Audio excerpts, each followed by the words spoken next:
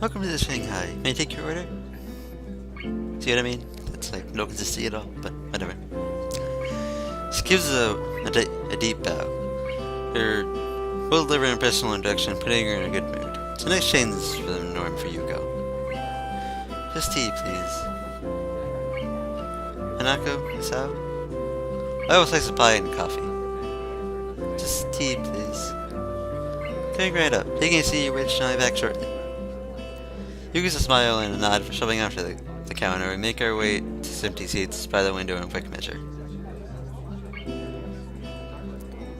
We zip into our seats. The girls on one side with Lily's cane propped against beside them, and I on the other. And I realize Hanako's not doing something that she so often does. Rather than keeping her eyes pinned to the ground and hiding behind her blind escort, wasn't trying to convince herself that the world around doesn't exist. She's really keeping her eyes low and helping Lily around. You okay, Lily? You look tired. There. She raised her head a little, looking so embarrassed she let it show. Cuts for representative work can be very tiring, considering that often means dealing with the student council. Very tiring indeed. How do the other representatives go? Better than I, but not by much. Zuna is the hardest task maker for everyone she's dealing with. Doesn't sound like you particularly well as the job. Why would you do it in the first place if it's that bad? Playing classroom is enjoyable. You do responsibility well enough. Just people involved sometimes are. He trails off, letting your words cut off another opportune spot. It's hard to mention Lily cursing, but imagine if anyone can make her do so, it would be just Naka looks a bit bewildering to be in light of this conflict, but before it can steal the topic away a little, she stands up. Hanako? I'll be back in a bit. That she leaves to the restrooms. So that's one way to deal with the situation, if that deed was her motivation. Leia looks a little wounded. Don't worry about it, I don't think it was you. But I think it's getting stronger recently. You see it yourself, right? That wouldn't have been a worry. Unfortunately, Leia doesn't look offended. But now I shouldn't be quite scared of subbing on that lineman around her. Possibly. Sometimes I find it hard to tell, though. Silent reigns for a moment for 2 teacups, a pie, and a cup of steaming coffee and beer in front of us. I notice that Yuko takes special care to place the teacups against the Bisley's finger, letting you know where it is. Here you go. Thanks, Yuko. Thank you. Quick, silent, and quick, with a quick and silent bow, the spectral waitress takes her leave. Ah, that's right. I need to ask you something, and now would be the right time to do so. I'm all ears. Naka's birthday is coming up, and I was hoping you might accompany me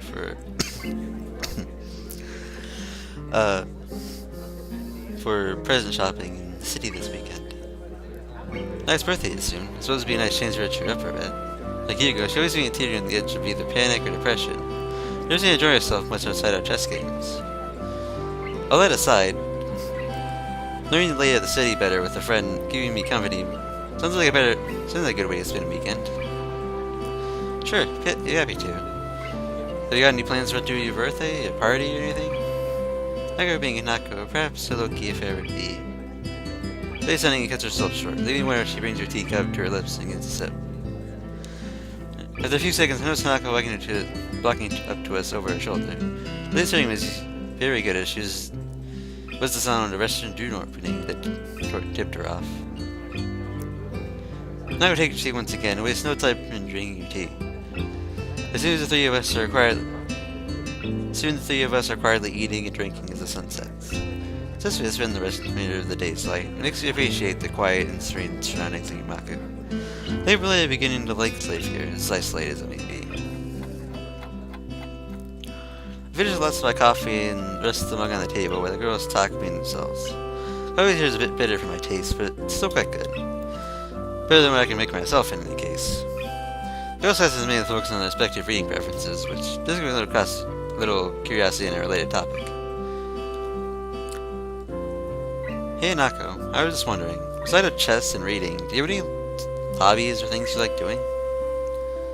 Or besides cooking, also? It's quickly stopped in her tracks, looking quite surprised that anyone would be interested in such a question about her, and asking such a question about her. Takes her a little time to formulate a response. I guess I like singing a little. I'm okay with computers as well, but I don't use them all that much. Things like someone expected to hear. It's hard to imagine her singing voice, giving out how soft-spoken she is. Looking at her and simply nods. I'm sure you know this, since she's been friends with Nako for a year or so by now. What about you? Me? What about me? I don't know. She has this for flicking her head up and down. Lord Lacrosse would usually want me to talk about my hobbies after she told me hers. There's chess, obviously, but also... there's soccer as well, but I can't really do that anymore. Reading would affect him in the hospital, surprisingly hard. Lately I'm not a little put off by the direction this is taking. The more I think about it, the more I am too. It's as if you picked up quite a few things into your accident. This candor is quoted by the probably most positive spin one could put on what I said. However, Nako is silent. The situation becomes difficult. Her reaction seems to be withdrawing into silence. Or if anything is going worse. Or that, or physically retreating. So for you gives us pause. Julie reaches her pocket. It becomes obvious what the sound is coming from her phone. Sorry. It's okay. Nika is credit for shoveling out her tea and taking the call this away. Too bored disturbing both of us. Must be nice to be popular. Naka smiled, but didn't take the hook for further discussion. I ended up sitting back and closing my eyes, relaxing the best I can. Things are peaceful here. Wouldn't it be like to have grown up somewhere like this, rather in the city? You come from the city? There are friends that you want to talk about. Yeah, you can say I was a city kid through and through. It sounds like a lot has changed. It did, and I'm not sure what to make of it all, though. It's a bit of a culture shock in more ways than one. It was kind of the same thing when you first started Yamaku, right? I imagine most new students would. Not really. Now it grazes to the side, looking ready to go on. I tilt my head inquisitively, but a few seconds passed with no farther answer. But we can't deal with that on Monday. The Harvala is hardly settled from the last. I understand. I'll try to talk her down. You know which lecture gets locked into my idea. Yes, thank you. I'll talk to you later then. Goodbye. This conversation ends with the snap of her phone closing. Turns to our table, but she doesn't take her seat. Need to go? Unfortunately, crashes his work calls once again. I can come with you. It's alright, Hanako. I'll just going straight to student council. There's no need to justify needing me on my account. Besides, if you're accompanying my way back to school, you would keep our poor Asao company. Okay. I can join you for tea later tonight if you like. May as well need it. Might need something a little stronger by the, sounds of the student council meetings you guys have, but, besides that. We all agree on that plan, and Nuli says our farewells to both of us, taking her cane after Nako presses to her. So I offer to pay for the share. She insists on giving her portion of the bill, and he gives her regards to Yuko as he takes her leave. And then we're alone.